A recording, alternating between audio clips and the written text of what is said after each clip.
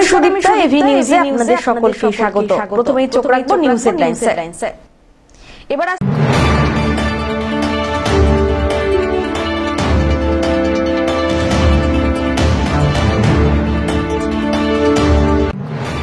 জলমগ্ন জলপাইগুড়ির জমা জলে ভোগান্তি, ছড়াচ্ছে ডেঙ্গু। বন্য হাতির তাণ্ডবে দিশেহারা বানারহাট ব্লকের চানাডিপার এলাকার কৃষকরা।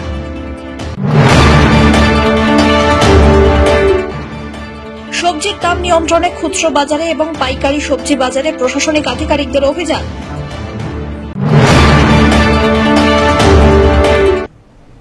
এবার আসছে বিস্তারিত সংবাদে। জমা জলে ব্যাপক ভোগান্তি, ছড়াচ্ছে ডেঙ্গু। বলে বলে কাজ না হওয়ায় এবারে নিজেরাই কাজে হাত লাগালেন। চাঁদা তুলে ভাড়া করে আনলেন আর্থ মুভার। তা দিয়ে জলপাইগুড়ি মেডিকেল কলেজের রাস্তার জল নিকাশি নালা পুনরুদ্ধার করে জল নিষ্কাশনের ব্যবস্থা করলেন সঞ্জয়নগরের পঞ্চায়েত সদস্য বিশ্বজিৎ রায়। অভিযোগ, 2 বছর আগে জলপাইগুড়ি সুপার স্পেশালিটি হাসপাতাল সংলগ্ন জমিতে মেডিকেল কলেজের স্থায়ী ভবন নির্মাণের কাজ শুরু হয়।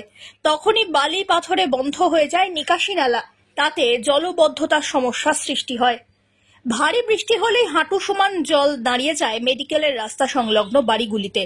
সেই জলে ডেঙ্গু মশা বিস্তার করছে। আমরা কোনোদিন জলের এরকম প্রবলেমটা ফিল করিনি। আজকে 2 বছর নাগাদ জবের থেকে মেডিকেল কলেজে কাজ চালু হয়েছে। আমাদের যে আউটলাইন ড্রেনটা আছে, ড্রেনটা বন্ধ করে রেখেছে। ড্রেনটা বন্ধ করাতে আমাদের বাড়ি বাড়িতে জল ঢুকছে, জায়গায় জায়গায় জল জমছে। এই রাস্তাঘাটের অবস্থা দেখতেই পাচ্ছেন আপনারা, মানে খুব ঘৃণ্য জিনিস। এটা নিয়ে আমরা সব অফিস টফিস সব জায়গায় গেছি, সব জায়গায় বলছি, কিন্তু কোনো সুরাহা পাইনি।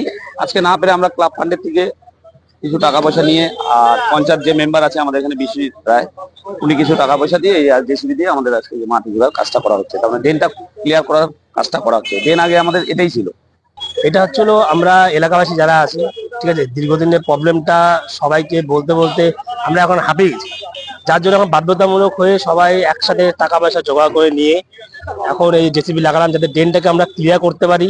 আমাদের বাড়িঘর সব জল হয়ে যাচ্ছে। এদিকে ডেঙ্গুর আক্রান্ত হচ্ছে কিছু কিছু বাড়ি। কতবার প্রশাসনকে জানাবো, কতবার বিডিওকে জানাবো, কতবার এসডিওকে জানাবো, কতবার চেয়ারম্যানকে জানাবো। আমরা নিজেরাই টাকা জোগাড় করে নিয়ে, এলাকাবাসী থেকে কিছু কিছু টাকা নিয়ে, আমরা ক্লাব মেম্বাররা কিছু টাকা পয়সা দিয়ে জেসিবি লাগিয়ে আজকে ড্রেনটা করতে বাধ্য হচ্ছে।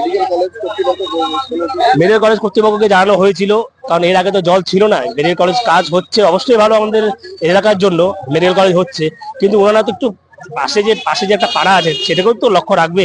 সেটা আউটলাইন ছিল জলে, সেটাকে বন্ধ করে দিল। বারংবার বলার পরেও তার কোনো সুরাহা হচ্ছে না। আজকে আমরা বাধ্য হলাম এই জিনিসটা করতে। স্থানীয় পঞ্চায়েত সদস্য বিশ্বজিৎ রায় জানিয়েছেন, মেডিকেল কলেজ কর্তৃপক্ষ ব্লক অফিস, পঞ্চায়েত অফিসে এই সমস্যার কথা জানিয়ে কোনো কাজ হয়নি। তাই কার্যত হতাশ এলাকার যুবক। শেষমেশ ক্লাব সদস্যদের নিয়ে বাড়ি বাড়ি থেকে চাঁদা তোলেন, আর সেই টাকায় আর্থ মুভার ভাড়া করে আনা হয়। তা দিয়েই কাটা হয় নিকাশি নালা। আমরা 2 বছর যাবত এই সমস্যার সম্মুখীন হচ্ছি। এই আমাদের যে মেন ড্রেনের আউটলেটটাই বন্ধ করছে মেডিকেল কর্তৃপক্ষ। ওরা বিল্ডিং এ কাজ চালাকালীন আমাদের ড্রেনটা বন্ধ করেছে, কাজ করছে। তো তারপর দেখছি আমরা বিভিন্ন জায়গায় 2 বছর চিঠি করেছি, কোনো হেল্প পাই নাই, কোনো হেল্প করে নাই। তার ফলে আজকে এলাকাবাসীকে নিয়ে চাঁদা উঠায় আমরা এই কাজটা করছি। ওই ড্রেনটা খুলে দিচ্ছি, ড্রেনটা খুলে দিয়ে পয়সা করা হচ্ছে, ড্রেন পাস করার জন্য, জল পাস করার জন্য জেসিবি লাগিয়েছি। হ্যাঁ, এখন আশা করি ঠিক হয়ে যাবে। পিনাকি শীলের রিপোর্ট, এভি নিউজ।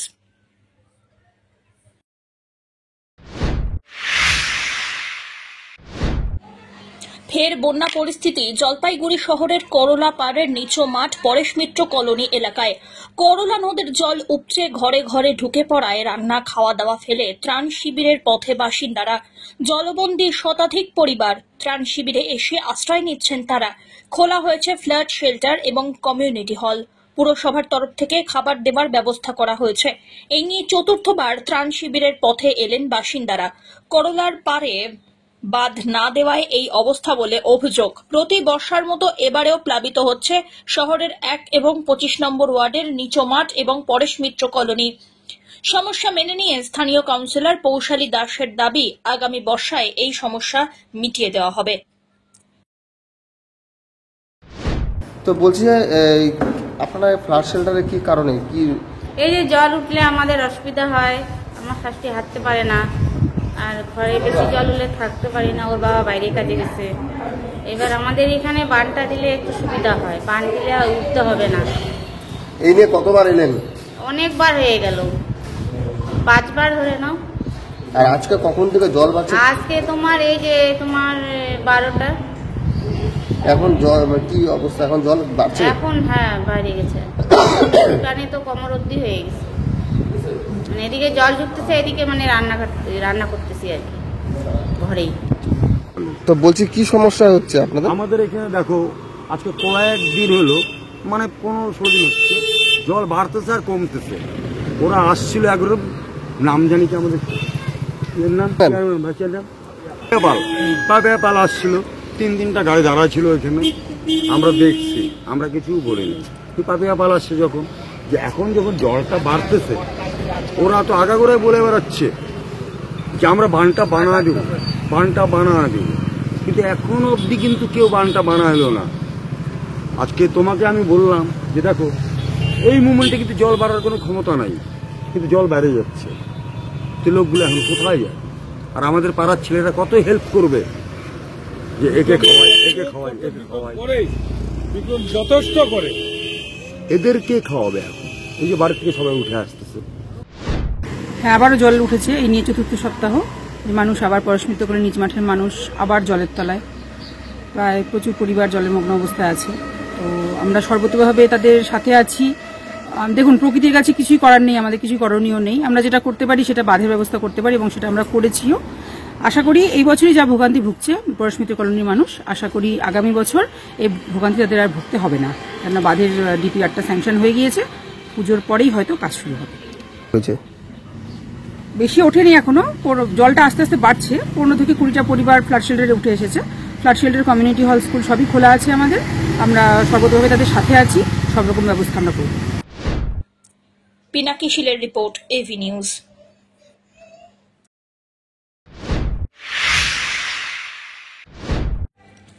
স্কুলের পাশে নেই নিকাশি নালা, সেই কারণে প্রত্যেক বছর বর্ষা নামলেই জলমগ্ন হয়ে পড়ে স্কুল চত্বর। চরম সমস্যার সম্মুখে পড়ুয়া এবং শিক্ষকেরা। রাজগঞ্জ ব্লকের বিন্নাগুড়ি গ্রাম পঞ্চায়েতের ভোটপাড়া প্রাথমিক বিদ্যালয়ের মাঠে যেন পুকুরে পরিণত হয় প্রত্যেক বছর। অভিভাবকরা আক্ষেপের সুরে জানাচ্ছেন, দীর্ঘ কয়েক বছর ধরে বৃষ্টি হলেই স্কুলের মাঠে জল জমে। বাড়ি থেকে শিশুদের কোলে করে স্কুলের ক্লাসরুমে পৌঁছে দিতে হয়। অনেক শিশুরা জমা নোংরা জল পেরিয়ে স্কুলে আসে, ফলে নানা রোগের সমস্যা দেখা দেয়। তারা চান এই জমা জল বেরোনোর ব্যবস্থা করা হোক। আমার তো অসুবিধা পুরা, এই পাশে আমার মেন রোড, গাড়ি যাওয়া আসা, এই পাশে আমার বাচ্চাগুলোকে সবসময় রাখতে আসতে লাগে, কিন্তু আমার আসতেই হয়। জল জমে আছে স্কুলে, পুরো জল জমেই আছে। আমি সবসময় আসি, কিন্তু টাইম মতো আমি আসতে পারি না।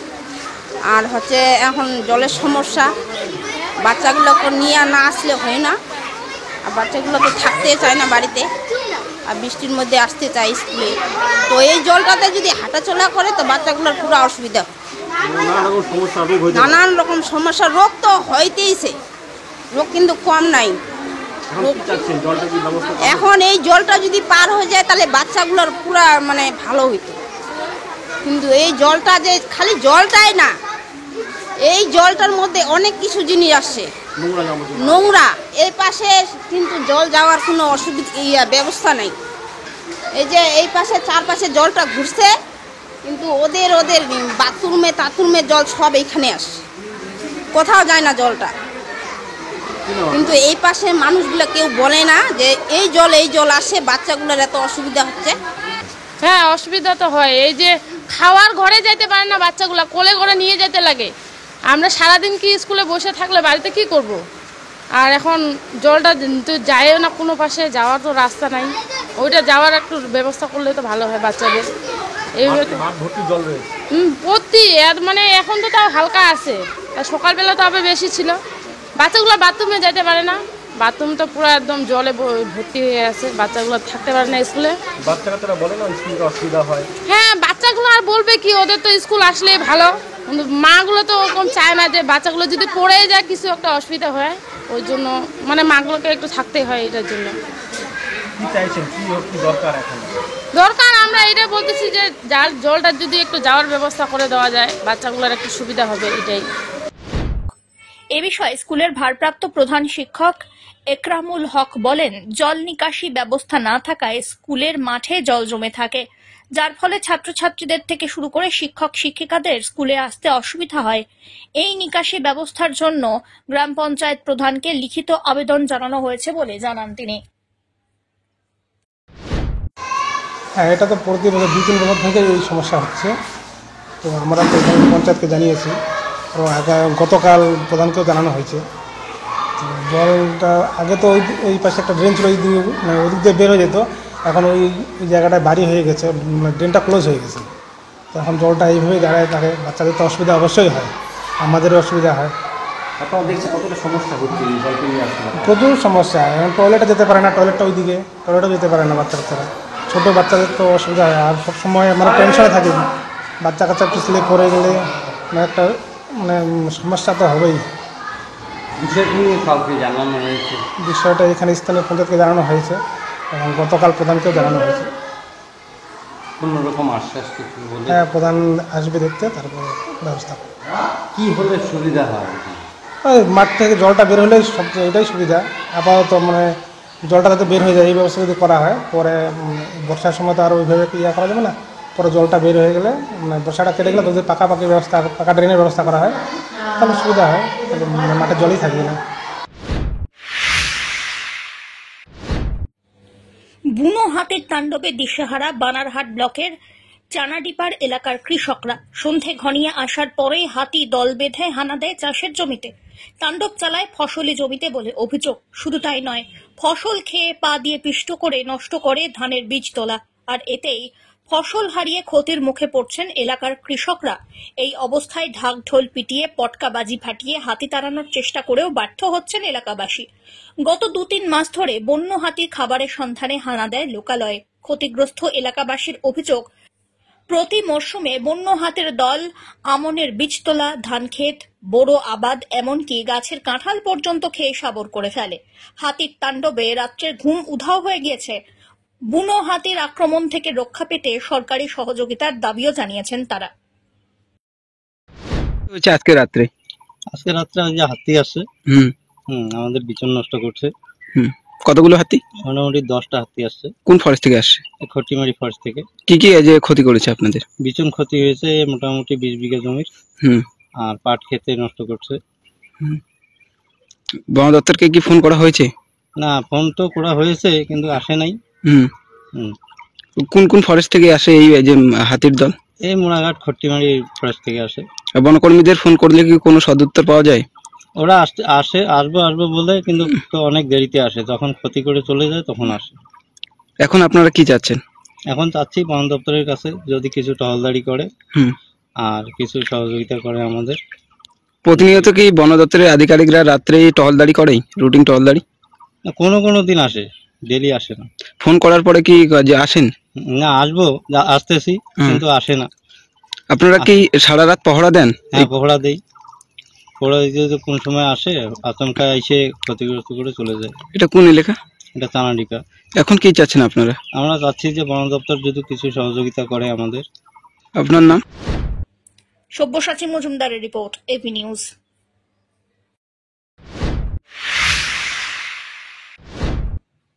সবজির দাম নিয়ন্ত্রণে খুচরো বাজারে এবং পাইকারি সবজি বাজারেও প্রশাসনিক আধিকারিকদের অভিযান। উত্তরবঙ্গের অন্যতম ধূপগুড়ি রেগুলেটেড মার্কেট। শুক্রবার সকালে এই রেগুলেটেড মার্কেটেই সবজির দাম নিয়ন্ত্রণ করতে অভিযান চালালেন ধূপগুড়ি মহকুমা শাসক পুষ্পা দোলমা লেপচা সহ আধিকারিকরা। এদিন মহকুমা শাসকের সঙ্গে উপস্থিত ছিলেন কৃষি বিপণন দপ্তরের আধিকারিক, খাদ্য ও খাদ্য সুরক্ষা আধিকারিক সহ পুলিশ আধিকারিকরা। এদিন এই দল বাজার এলাকার বিভিন্ন সবজি পাইকারি বিক্রেতাদের সঙ্গে কথা বলেন, তাদের থেকে বাজারের মূল্য জেনে নেন, খুচরো বাজারের ব্যবসায়ীদের থেকে মূল্য যাচাইও করেন। আর এতেই উঠে আসে চাঞ্চল্যকর তথ্য। ধূপগুড়ি রেগুলেটেড মার্কেটে উত্তরবঙ্গের মধ্যে সবথেকে বৃহত্তর পাইকারি বাজার হিসাবে পরিচিত। আর এই মার্কেটে আসে দূর দূরান্তের পাইকাররা। এখানকার সবজি শিলিগুড়ি, দার্জিলিং তো বটেই, পাশাপাশি পার্শ্ববর্তী দেশ নেপাল এমনকি ভুটানেও পাড়ি দেয়। আর এই বাজারে সবজির দাম নিয়ন্ত্রণ করা গেলে অন্যান্য বাজারে আনাজের দাম কমবে বলে আশাবাদী প্রশাসনিক আধিকারিকরা। তাই এই পাইকারি বাজারে কালো বাজারি হচ্ছে কিনা তার জন্যই বিশেষ পরিদর্শন চালানো হয়। নিয়ে আমরা একটা মিটিং করব, অ্যাগ্রি মার্কেটিং বিভিন্ন যে ব্যবসায়ী সমিতি আছে, পাইকারি অ্যাসোসিয়েশন আছে, তাদের সঙ্গে একবার বসতে হবে, ঠিক আছে? তো যত ডিফারেন্সটা কমানো যায় সেটা আমরা মানে আজকে কতটা ডিফারেন্স চোখে পড়লো আপনার? আপনি দুটো মার্কেট গেলেন, পাইকারি বাজারে গেলেন, খুচরো বাজারে গেলেন, কতটা নজরে আসলো একটা ডিফারেন্স? না, বিভিন্ন সবজির বিভিন্ন ডিফারেন্সটা আছে, কোনো জায়গায় হয়তো অল্প ডিফারেন্স আছে। সে পেরিশেবল যেখানে যে পচে যায় যা তাড়াতাড়ি, সেই সবজিগুলোতে একটু বেশি ডিফারেন্সটা পাওয়া যাচ্ছে। তো তবু একটু কম যদি করানো যায় সেটা আমরা একটু বসবো, মানে সব বাজার সমিতিদের নিয়ে আলোচনা করব। ধীমান রায়ের রিপোর্ট, এভি নিউজ।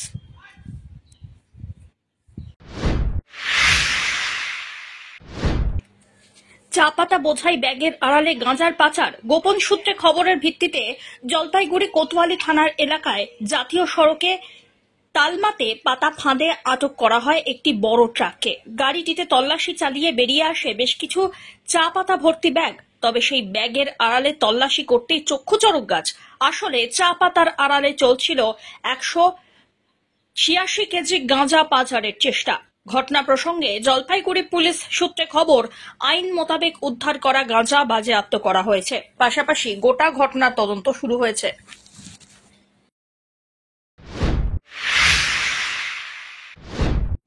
ধূপগুড়ি ব্লকের গ্রাম পঞ্চায়েতগুলির ঠিকাদারদের প্রায় 14 কোটি টাকার মতো বকেয়া রয়েছে বলে দাবি।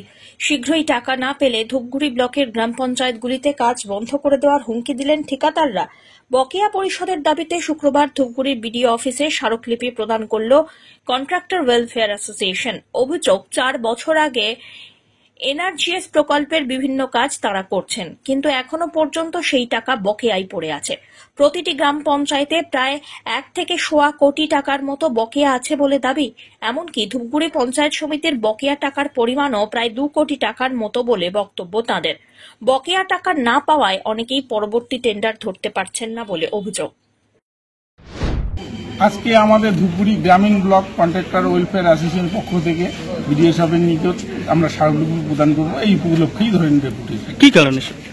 মূলত আমরা গত প্রায় 3 বছরের বেশি সময় ধরে এমজি এনার্জিস এর বিভিন্ন প্রকল্পে দ্রব্য সামগ্রী সরবরাহ করেছি, কিন্তু কোনো টাকা আজ পর্যন্ত পাইনি। এমনকি গ্রাম পঞ্চায়েতে কিছু এখনো এফটিও পর্যন্ত হয়নি, যার জন্য আমরা বিডিও সাহেবের নিকট এই দাবিগুলো নিয়ে অন্তত স্মারকপত্র প্রদান করছি। ধূপগুড়ি ব্লকে গ্রামীণ এলাকায় কত কোটি টাকা বকেয়া রয়েছে?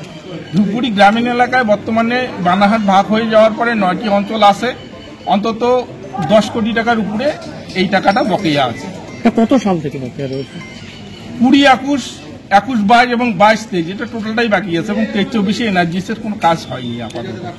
আচ্ছা, পঞ্চায়েত সমিতির কাছেও কি কোনো বকেয়া রয়েছে? হ্যাঁ, পঞ্চায়েত সমিতির তরফ থেকেও কিছু টেন্ডার হয়েছে, যেগুলো এমজি এনার্জিএস এর সঙ্গে ট্যাগ করা আছে, যার জন্য পঞ্চায়েত সমিতির তরফ থেকেও কিছু কাজ করছে। টাকার পরিমাণ?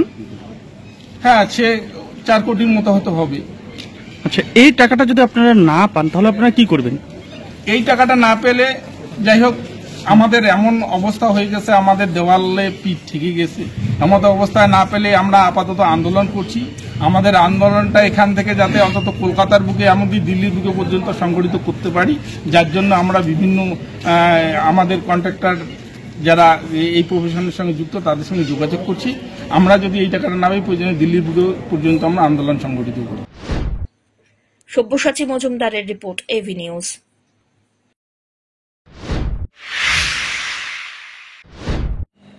ডুয়ার্সের মেটালি ব্লকের চালসা থেকে পায়ে হেঁটে বাবাধামের উদ্দেশ্যে বেরিয়ে পড়লেন বিকাশ রায়। শুক্রবার পূজার্চনা এবং সকলের আশীর্বাদ নিয়ে যাত্রা শুরু করেন তিনি। এদিন যাত্রা শুরু করার আগে চালসার মা আনন্দময়ী কালীবাড়িতে পুজো দেন। এলাকার বাসিন্দারা যুবককে খাদা পরিয়ে সম্মান জানালেন। ডুয়ার্সের মেটালি ব্লকের চালসা থেকে ঝাড়খণ্ডের দেওঘরের বাবাধামের দূরত্ব প্রায় 450 কিলোমিটার। এই গোটা পথ ডুয়ার্সের মেটালি ব্লকের চালসা স্কুলপাড়ার যুবক বিকাশ রায় হেঁটে যাওয়ার উদ্দেশ্যে বেরিয়ে পড়েছেন। প্রায় 20 থেকে 25 দিন ধরে তিনি হেঁটে বাবাধামে পৌঁছানোর লক্ষ্য নিয়েছেন। বলার তো এমনি আমার কিছুই নাই, মানে আমার একটা মনের ইচ্ছা ছিল যে আমি এখান থেকে মোটামুটি 450 কিলোমিটার বাবাধাম হেঁটে যাবো। আচ্ছা তো ওইটাই বার হচ্ছে, আজকে বেরোচ্ছেন। মানে এমনি কতদিনের ইসে ধরেছেন? মোটামুটি 20 থেকে 22 দিন। 22 দিন পায়ে হেঁটে যাবেন? পায়ে হেঁটে যাবো। এমনি বাড়ির লোক কি উৎসাহ, কতটা উৎসাহ দিয়েছে বাড়ির লোক? খুব সবাই উৎসাহ দিয়েছে? বাড়ির লোক, বন্ধু বান্ধব সবাই আমাকে যথেষ্ট হেল্প করছে, উৎসাহ দিয়েছে। আচ্ছা আচ্ছা। রাস্তাতেও অনেক হেল্প করবে বলেও আশ্বাস দিয়ে রাখছে সবাই। ধীমান রায়ের রিপোর্ট, এভি নিউজ।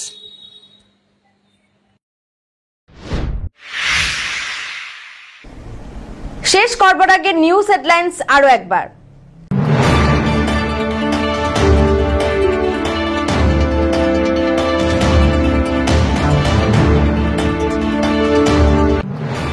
জলমগ্ন জলপাইগুড়ির জমা জলে ভোগান্তি, ছড়াচ্ছে ডেঙ্গু। বন্য হাতির তাণ্ডবে দিশেহারা বানারহাট ব্লকের চানাডিপার এলাকার কৃষকরা।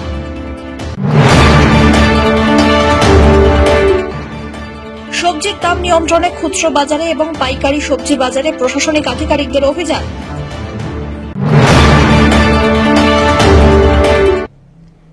এখনকার মতো এভি নিউজ এ পর্যন্তই। পরবর্তীতে আসছি আরো সংবাদ নিয়ে, দেখতে থাকুন আমার বিশেষ। নমস্কার।